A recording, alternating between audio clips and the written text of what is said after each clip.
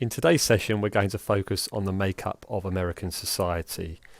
Firstly, we're going to look at the ethnically diverse nature of America and look at the different peoples that live there.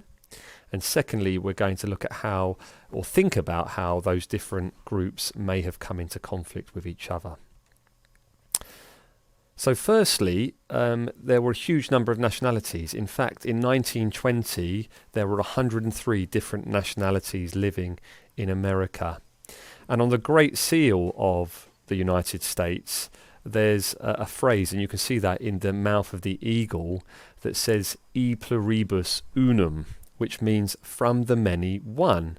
And the idea with America was that even though it was a melting pot, once you came there, the idea was that you all became Americans. But the reality was very different, and inevitably there were many cultural clashes.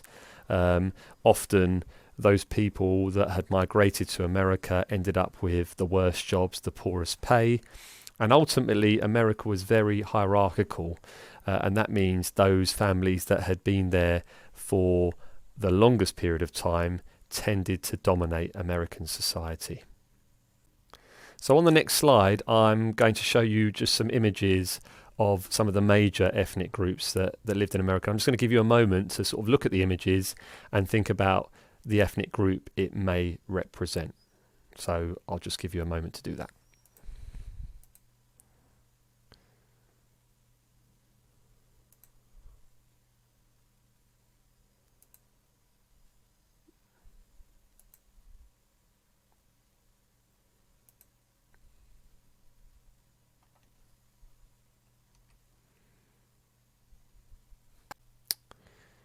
So hopefully you've had a chance to take a look at each one, and now we'll go into more detail on these different ethnic groups.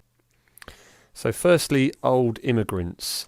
Now, they were the people that had been in America the longest of all, and they were typically people from Britain, Germany, Scandinavia, so northern Western Europe.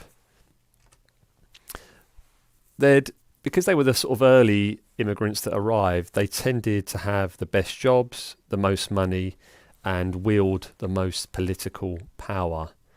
And they're sometimes known as the WASPs, the White Anglo-Saxon Protestants, and that's sometimes an acronym used to describe that group.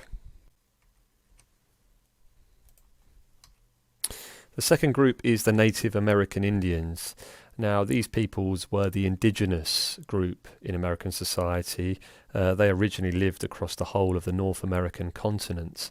But in the second half of the 19th century, they were really affected by successive waves of immigration and were gradually forced off their land. The last great battle between white settlers and Indian tribes was in 1895. And in the period we're studying, most Indians either had integrated into sort of white society, and others stayed in reservations, so isolated themselves to sort of keep their historical culture. The next group for us to think about is the Black Americans. Now, most Black Americans had arrived through the slave trade and historically had worked on cotton plantations in the southern states. But in 1865, slavery had ended after the Civil War. Now, in the period we're studying in 1920, there were 11 million black people living throughout America at this point. And many worked as farmers or farm labourers in the old slave states of the South, or as factory workers or labourers in the growing industrial North. In the late 19th century, most new immigrants came from southern and Eastern Europe. So they were typically from Russia, Poland and Italy. And they came for various reasons. The first one is persecution, so to escape what maybe they faced in their home nations, but also because America promised them an opportunity to get out of their situation of poverty. Now, typically, these new immigrants were Jews and Catholics who came from these countries. You also had an influx of Asians. They typically arrived on the west coast, and they tended to be sort of Chinese and Japanese migrants. And they helped create those cities that are on the west coast, and many worked in the construction industries, but particularly the image on the right of the railroads, that tended to be their main line of work.